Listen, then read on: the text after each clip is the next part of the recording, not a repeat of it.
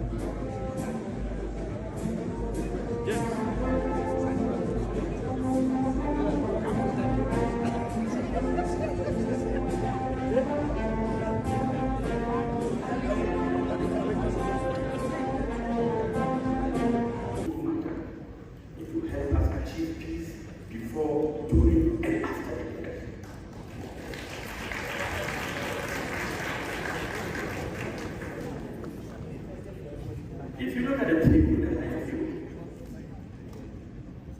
the three major political... John Dramani Mahama signing the pact. He is traveling and needs to get going.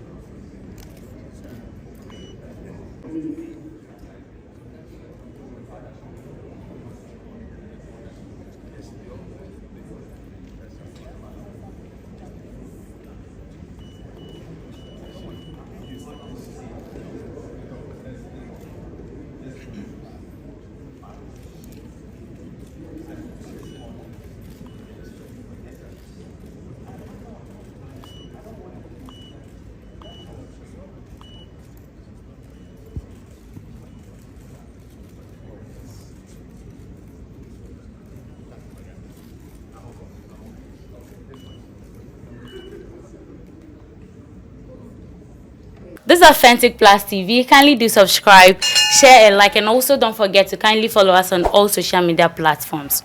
All right, so during the event, John Dramani Mahama said this in his speech. However, it is all well and good for us to commit to peace and recite beautiful platitudes. All the efforts at building peace before, during, and after the 2024 elections would come to naught or be undermined if there's mistrust and insincerity. Mistrust is built through a mismatch between words and gaslighting on the part of those in authority. There is reason to be concerned that the signing of this pact, though well-intentioned, could amount to nothing if it is not followed by concrete actions to guarantee the peace by the stakeholders and government. Events and happenings during the last election and during the Awaso West Wogon by-election create considerable doubts about the genuineness of some of the commitments that we might make today. We all recall the appalling spectacle of mass men acting on the orders of operatives of government, shooting indiscriminately at innocent Ghanaians, going about their legitimate electoral activity during that by-election. Some of the victims of that shooting incident remain incapacitated up till now. The refusal by government to act on the recommendations of the Emil Short Committee do not inspire confidence in Ghanaians that government truly believes in peace. Again, the inaction of government in the face of the murder of 8 of our citizens during the last election casts a shadow of doubt on government's commitment to maintain the peace. How are we to believe that such killings will not reoccur during this election as well? There also remains the vexed question of the use of thugs dressed in security service uniforms to intimidate and brutalize citizens during elections. How can we tell these thugs from the professional members of the security services, especially when they carry no name tags and they conceal their faces with facial masks, popularly called Azugu masks? I'll suggest to the IGP to instruct the arrest and detention of any such persons during the election and to be kept until the election is over. These are legitimate questions that must satisfactorily be accounted for to give true meaning to this peace pact, lest it remains just a piece of paper. We in the NDC have in the recent past expressed the above reservations, and we look forward to hearing conclusively on the steps taken to address these. So according to him, signing a pact could amount to nothing if not followed by concrete actions to ensure peace. He said this and highlighted what happened in last 4 years election and also the Ayawaso West Wogon by-election, which happened this year. He highlighted what happened. All right, so after he said this, let us also listen to what Jane Mensah said in her speech. The results we will declare will reflect the will of the citizens as expressed at the polls. It is a well-known fact that elections are won or lost at the polling stations. It is at the polling stations that voters vote. It is at the polling stations that the votes are counted.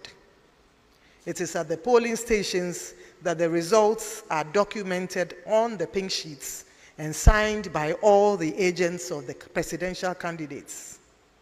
And it is at the polling stations that the outcomes of the presidential election are announced.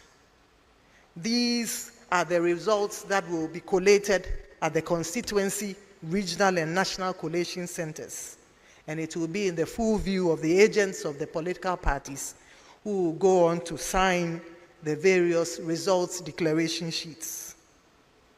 Indeed, these are the results that we at the Electoral Commission will declare, and no other results. We therefore entreat our distinguished presidential candidates to accept the outcomes of the elections. That is the will of the people, which we will declare. At the end of the day, when the results are declared by the Electoral Commission of Ghana, Ghana should remain standing as a beacon of democracy in Africa. We each have a role to play to ensure this happens.